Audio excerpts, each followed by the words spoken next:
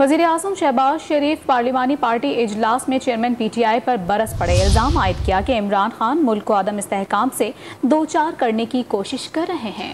انہوں نے سابق وزیر اعظم پر IMF سے سخت معاہدہ کرنے کے بعد توڑنے کا الزام بھی عائد کیا۔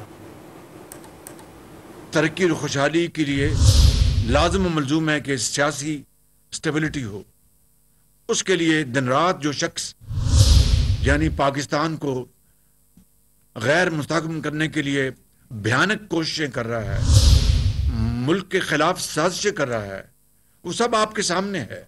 وہ یہ زمانہ، اس کا آپ تصویر سامنے رکھ لیں اور اپنے زمانے کی تصویر سامنے رکھیں۔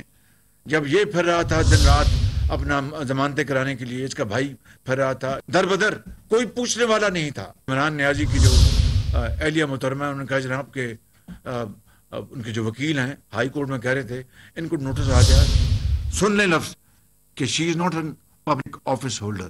تو جب نواز شریف کی بیٹی کو گرفتار کیا تو وہ پبلک آفس ہولڈر تھی۔ اس سے بڑا کالا دھبا پاکستان کے چہرے پہ کوئی مل نہیں سکتا تھا۔ یہ خانہ کعبہ کے ماڈل کی گھڑی کو بیچنا، جھوٹ بولنا اور رسید جعلی پیش کرنا، اس وقت پاکستان کو بچانے کا موقع ہے۔ آپ نے واپس لاہور نہیں جانا، یہاں رہنا ہے۔